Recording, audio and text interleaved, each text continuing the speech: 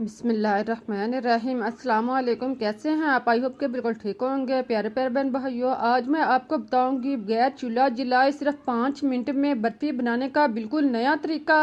उम्मीद है कि आप लोगों को रेसिपी पसंद आएगी। अगर रेसिपी अच्छी लगे तो उसे लाइक और सब्सक्राइब करना मत भूलिएगा। तो इसके लिए आप 1 कप नारियल लें, इसको आप पीस लें।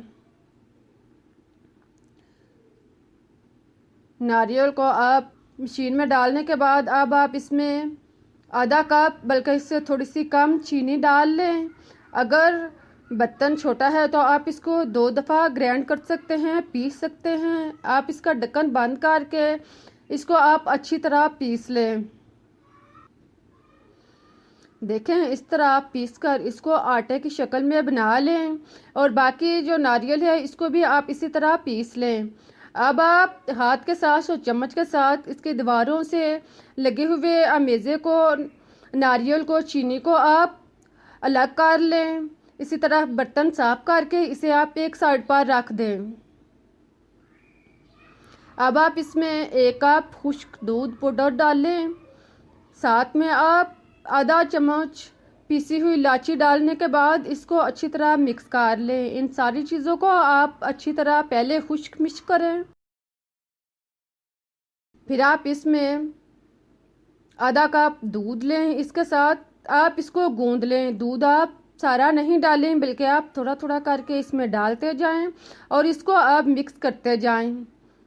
आप देखेंगे कि जैसे जैसे आप इसे मिक्स करते जा रहे हैं तो ये नरम होना शुरू हो जाएगा। इसी तरह आप इसको ज़्यादा ढीला नहीं बल्कि थोड़ा टाइट रख के आप इसको मिक्स कर लें।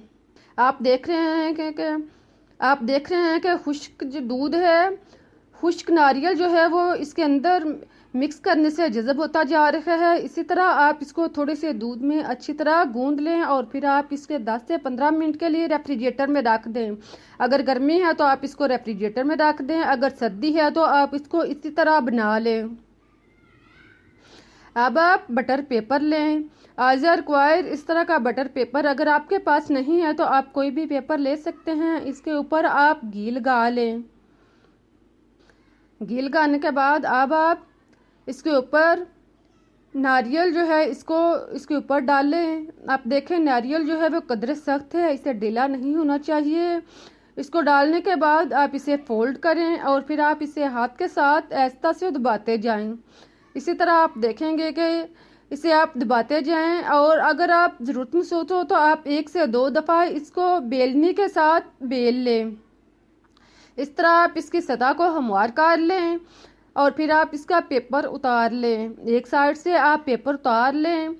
आप देखें, इसको ज़्यादा पतला नहीं करना। इसकी तह को इस तरह का मोटा रखकर तकरीबन 1 इंच इसकी तह को मोटा रखना है। फिर आप इसके दरमियान में पिस्ता, बादाम, काजू इसको आप मोटा मोटा काट लें।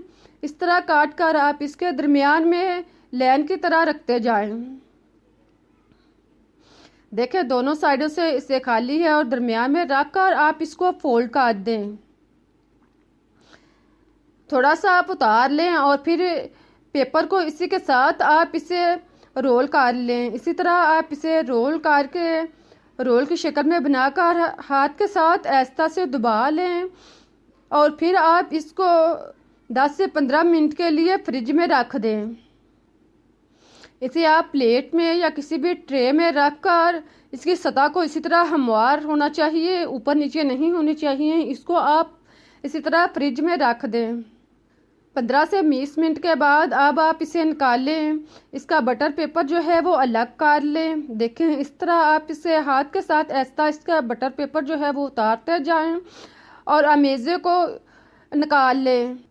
बटर पेपर निकाल कर आप इसे प्लेट में या किसी भी ट्रे में रख लें और फिर आप इसको काट लें। इसे आप 1 से 1.5 इंच के फासले पर नॉर्मल टुकड़ों में काट लें। देखें, इस तरह इसको आप इतने इतने फासले पर इस तरह के आप इसके शेप में काटते जाएं। अब आप देखें कितना अच्छा मीठा तैयार हुआ है। जब आप इस तरह से मीठा बनाएंगे तो सभी मज़े के साथ खाएंगे। और अगर अचानक से मेहमान आ जाए तो आप चाय के साथ ये मज़ेदार मीठा बना सकते हैं। जितनी देर में चाय तैयार होनी है इतनी देर में आप ये मज़ेदार मीठा बनाएं। मेहमान रेसिपी मेहमान रेसिपीज़ पूछे बगैर नहीं रह सकेंगे। उम्मीद है कि आप लोगों को भी मेरी रेसिपीज़ बनाने का तरीका पसंद आया होगा। अगर आपको पसंद आया है तो इसे लाइक करें, चैनल को सब्सक्राइब करें। फिर मिलते हैं एक नई और मज़ेदार रेसिपीज़ के साथ। तब तक के लिए अल्लाह हाफिज़।